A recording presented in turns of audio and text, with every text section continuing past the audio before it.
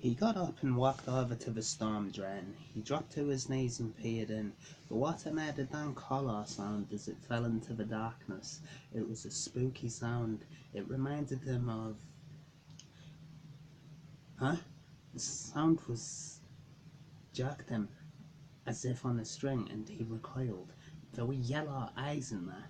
The sort of eyes he'd always imagined but never actually seen down in the basement. It's an animal, he thought incoherently.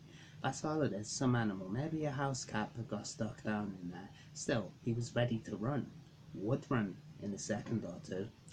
When his mental switchboard had dealt with the shock of these two shiny yellow eyes had given him, he felt the rough surface of the Medicam under his fingers and the thin sheet of cold water flowing around them.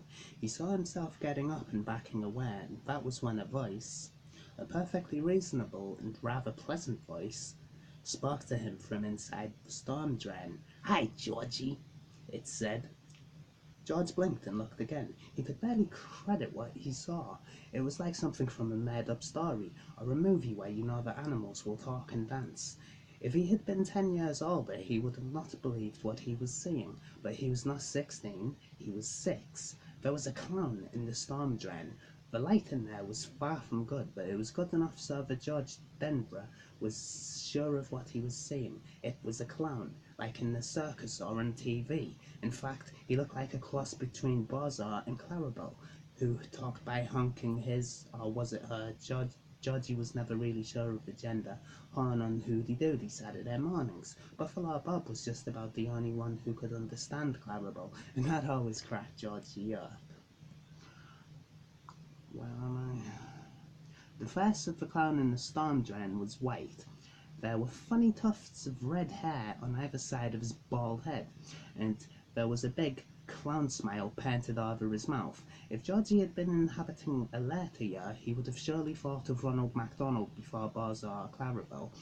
The clown held a bunch of balloons, all colours, like gorgeous ripe fruit in one hand. In the other, he held Georgie's newspaper board. "What you about, Georgie?" the clown smiled. George smiled back. He couldn't help it. It was the kind of smile you just had to answer. "I sure do," he said. The clown laughed. "I sure do. That's good. That's very good. And how about a balloon?" "Well, sure." He reached forward and then drew his hand reluctantly back. "I'm not supposed to take stuff from strangers. My dad said so." "Very wise of your dad, Georgie," the clown in the storm drain said, smiling. How? Georgie wondered. Could I have thought his eyes were yellow? They were a bright dancing blue, the colour of his mum's eyes and Bill's. "Very wise indeed. Therefore I will introduce myself. I, Georgie, am Mr. Bob Ray, also known as Pennywise the Dancing Clown. Pennywise, meet George Denver. George, meet Pennywise. And now we know each other. I'm not a stranger to you, and you're not a stranger to me. Correct." Georgie giggled. "I guess so." He reached forward again and drew his hand back again. "How did you get down there?" "Storm drain just blew me away," Pennywise the Dancing Clown said. "It blew the whole circus away. Can you smell the circus, Georgie?" Georgie leaned forward. Suddenly he could smell peanuts. Hot roasted peanuts and vinegar. The white kind you put on your french fries through a hole in the cap. He could smell cotton candy and frying doughboys and the faint but thunderous odor of wild animal shit. He actually says that. He could smell the cheery aroma of Midwest sawdust, and yet under all of it was the smell of flood and decomposing leaves and dank storm drain shadows. The smell was wet and rotten, the cellar smell. But the other smells were stronger. "You bet I can smell it," he said. "What you about, Georgie?" Pennywise asked. "I only repeat myself because you really do not seem that eager." He held it up, smiling. He was wearing a baggy silk suit with great big orange buttons, a bright tie, electric blue, flopped down his front, and on his hands were big white gloves, like the kind Mickey Mouse and Donald Duck always wore. "Yes, sure," Georgie said, looking into the storm drain.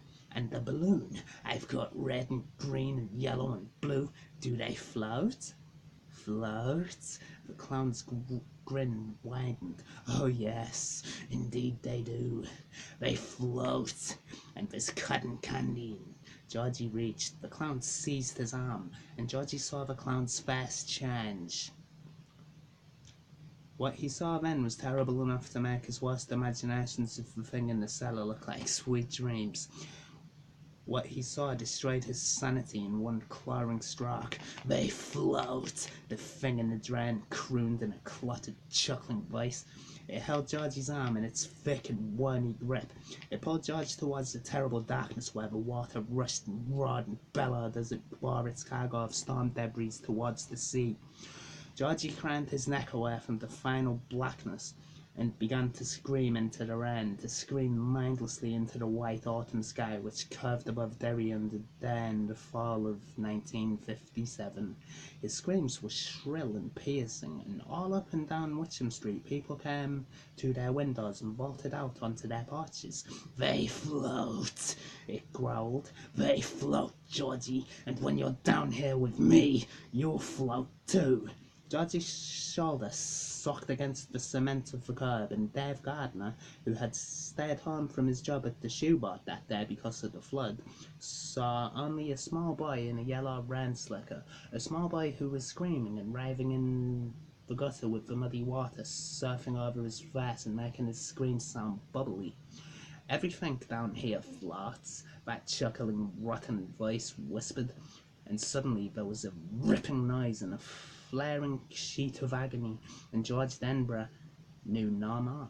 Dave Gardner was the first one to get there, and although he arrived only 45 seconds after the first scream, George Denborough was already dead. Gardner grabbed him by the back of the slicker and pulled him out into the street, and began to scream himself as George's body turned over in his hands. The left side of George's slicker was now bright red.